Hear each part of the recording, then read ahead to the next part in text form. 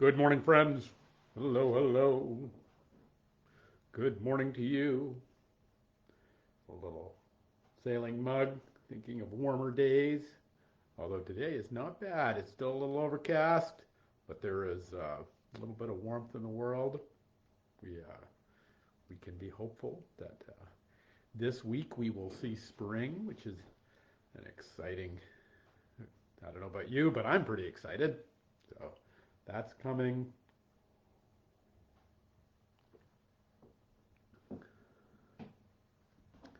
One of the great gifts of life that we might see another springtime. Good morning, friends. Hope you're doing great.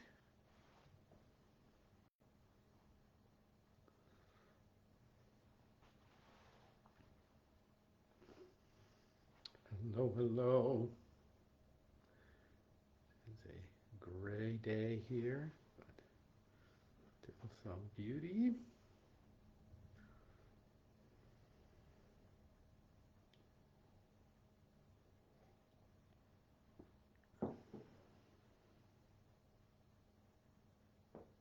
Hey, Jane. Good morning to you. Hope you and John are well. I loved seeing a little of your harpist, your harp on the Facebook the other day. That was lovely for a little something for St. Patrick's Day. Everybody's doing all right these days. All right. We So good morning, everybody. It is the 18th day of March. We are halfway through March. 18th day of March here at 11:11, and I'm glad you're with us and glad you're a part of this journey today. That you might wherever you're found, wherever you are, whatever's going on, whatever's in your heart, whether maybe it's heavy, maybe it's excited, maybe you're just glad to be here, maybe you're out in some of the a little bit warmer temps, wherever you are, whatever's happening right now, welcome, and know that the one who made you loves you. So this morning, I want to talk a little bit about disappointment, because boy, it's sure is a real thing these days. I think, I don't know about you, but there's ways in which we find ourselves disappointed in any manner of things. And there's this line from the Psalm, from the 139th Psalm. 139th Psalm is kind of a big deal in terms of Psalms, but there is this one line that I think kind of help us sometimes when we're dealing with disappointments in the world. And I will talk a little bit about it. But it says this: Search me, God, and know my heart. Search me, God, and know my heart. Test me and know my anxious thoughts. See if there is any offensive way in me, and lead me in the way everlasting. So the reason this came up, and reason I want to talk to you is that last week a guy by the name of Francis Collins resigned. Now you may not know who Francis Collins is, but in kind of Christian sciencey worlds, he's kind of a big deal. He was a big researcher at NIH, and he was a big dude that through for a long time, even long before COVID, he was kind of a golden child. He would on the intersection between science and spirituality. He was this kind of master blaster of understanding biology and all of that sort of stuff. And at the same time, he was a professing evangelical Christian, and so he kind of came at it from that. Not that I don't consider myself a evangelical, but he made a point of this, and he would often be on lecture tours. He was actually a part of one of the some educational material that I used in the church once.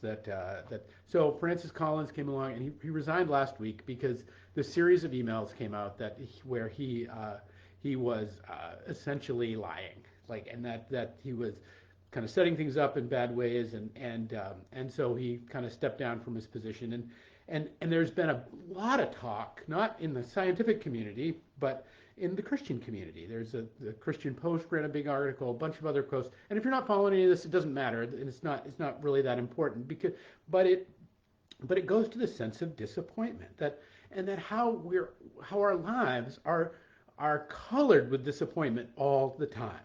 It is actually, I think, one of the how we come to deal with disappointment is one of our core spiritual practices that we have to contend with. And it's sometimes we're disappointed in other people, sometimes we're disappointed in the world, sometimes, often, I don't know about you, but often I'm disappointed in myself.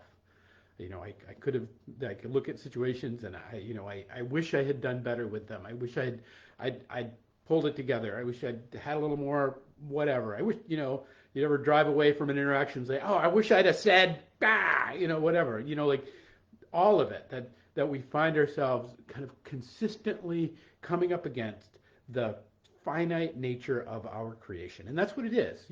The reason we end up being disappointed is because we're finite. We're not God. We are not infinite. That at some point we're going to need a sandwich, and at some point we're going to need another sandwich.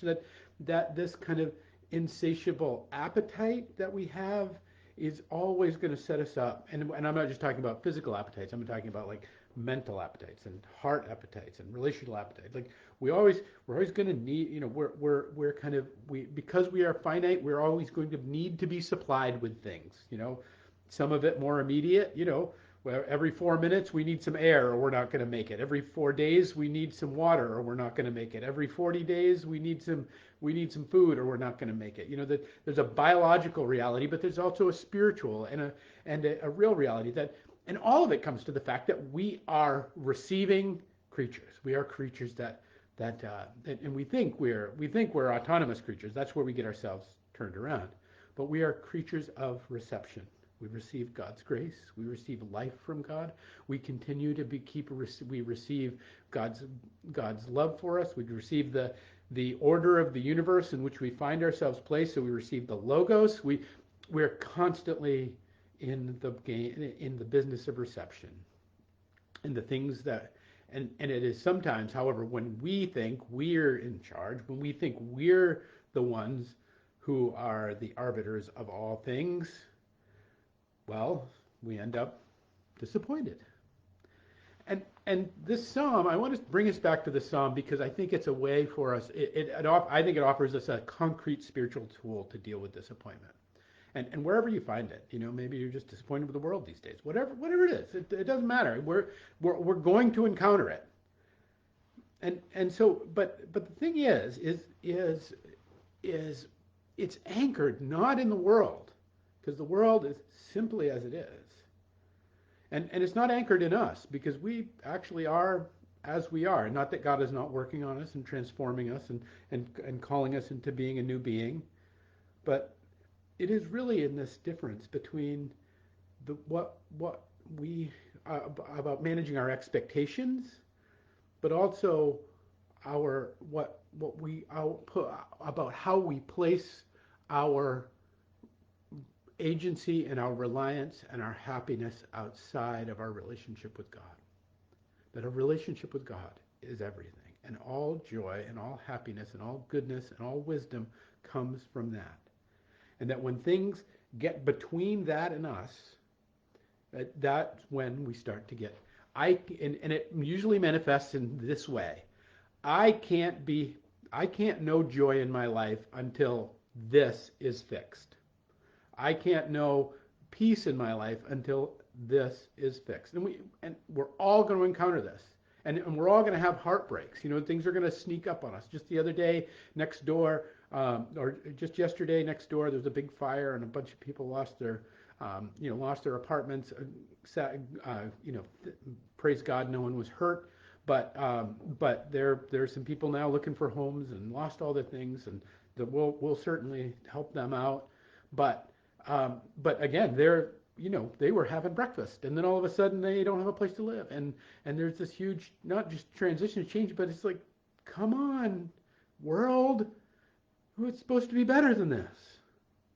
And so I want to take just a second and look at this line from the psalm, because I think it can help us look at our own disappointments. Search me, God, and know my heart. Test me and know my anxious thoughts. So the first thing we're doing is we're not leaning on what we know. We're saying, Lord, show me show me my heart. Test me. Show me my heart and my anxious thoughts, right? So this notion of show me where I'm thinking in a way that is not helpful, that is not bringing peace, that is standing between me and the relationship between me and, I think about it like, what happened with Francis Collins. There's this way that, it's like, man, I really thought he was like, I really had a lot of respect for him. I'd read his stuff. I really loved his stuff. And it's like, oh gosh, he got caught up in the whole thing too. And he's that it, I mean, it's just, I just kind of like, gosh, well, that one's human too. And this, but what was I pinning on? It was like, I was pinning on this hope that I was hoping somebody else had, a little more answer, a little more kind of a little further down the path with understanding and a little more kind of ability to straddle the worlds of materialism and the worlds of spirit, and that he was holding that space, and it's like, oh gosh, well, he's not. And but that's not about me and God. That's not about my relationship with God. That was about kind of what's getting in between that. And so I have to kind of ask those questions and let God show me, what was I expecting out of the world. And then the second part, see if there's anything offensive, any offensive way in me, and lead me in the way everlasting. That often what we'll find when we engage our own disappointment is a stumbling block in our own being. And that's not to say it's all our fault. That's not what I'm saying. Don't hear what I'm not saying. These are ways in which we come to our own growth. These are ways in which God works with us. And what I'm inviting us into is a willing way for us to step into this, and it is often through our disappointments that we come to them. It's often through that. So hear it again. 139th Psalm, verses 23 and 24. Search me, God, know my heart. Test me and know my anxious thoughts. See if there's anything offensive in me, and lead me in the way everlasting. The reality is no matter how broken the world is, no matter how broken our relationships are, no matter how broken anything else is, there is a way everlasting in our life. And that God is calling us to that.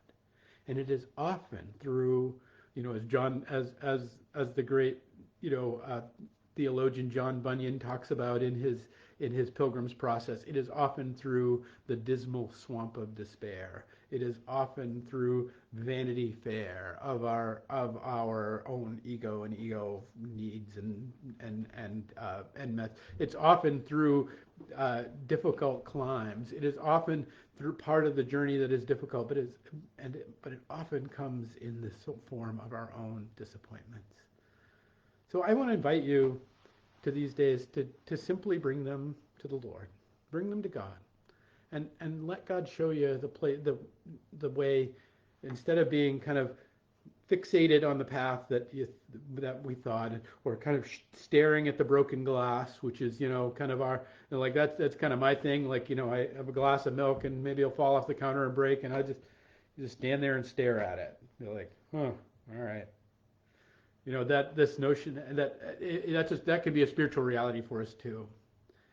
But the reality is that the one who made us, the one who calls us into being, the one who has and wants all good things for us, is inviting us to heal those places in ourselves where our disappointment has taken root, to heal the places in our hearts where we just feel like our hearts ache, to heal the places in our mind where we just don't quite understand and don't quite get it, and that when we give God permission to go to work, the angels move, the Holy Spirit rallies around. As I've said many times, and it's still one of my favorite sayings from one of my favorite theologians, when we move one thing, God moves 1,000 things. Friends, It is my hope that in the disappointments of your life these days, your disappointments of your days, that God moves 1,000 things in your heart as you bring those disappointments to him, and let him search your heart, test your thoughts, and see the way to life everlasting. Peace and grace to you, my friends, and we'll pick it up tomorrow with another 11:11.